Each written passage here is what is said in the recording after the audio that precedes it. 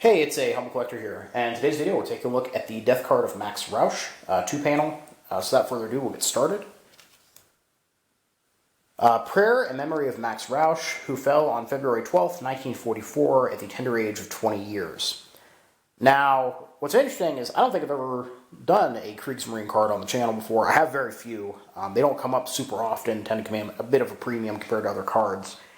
However, while I wasn't able to exactly pinpoint the vessel that he was serving on, I got it down to two potential options.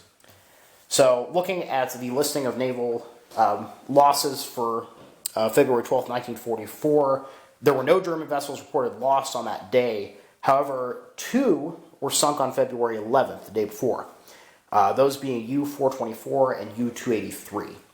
So, based off that, I don't know how the losses were reported or how long it took the German High Command to realize these subs have been lost. But based on how close those dates are, that seems to be my guess, based on looking at the sinkings.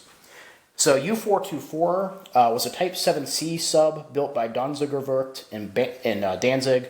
It was ordered April 12th, April 10th, 1941, and laid down November 28th, 1942. It was commissioned April 7th, 1943, and was part of the 1st U-Boat Flotilla, commanded by Oberlieutenant Gunter Luders. No victories. She was sunk on her second sortie by depth charges from the HMS Wild Goose and HMS Woodpecker, and there were no survivors out of her crew complement of 50. Now, the other option for Max's boat here is U-283, which is another Type 7C sub built by the Bremer Vulcan in Bremen-Vegesock. Ordered June 10th, 1942, laid down February 7th, 1943, and commissioned March 31st, 1943. Part of the 9th U-Boat Flotilla, commanded by Oberlieutenant OZS Gunter Ney. No victories, sunk on her first patrol in southwest of the Faroe Islands by Leigh Light equipped Wellington aircraft of number 407 Squadron of the Royal Canadian Air Force.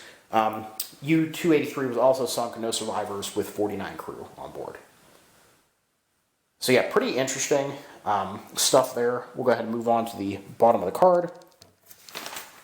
I know you will weep bitterly that I sank so badly into my grave, where only the silent stars shine down into my dark tomb. But once death comes to everyone and tears the beautiful bond, where would I have fallen more wonderfully than fighting faithfully for the fatherland?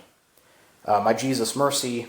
Our Father, Hail Mary, and then moving to the back of the card here, we have HCOM 306, which we've seen many, many times. Have patience, everything goes by, just not eternity.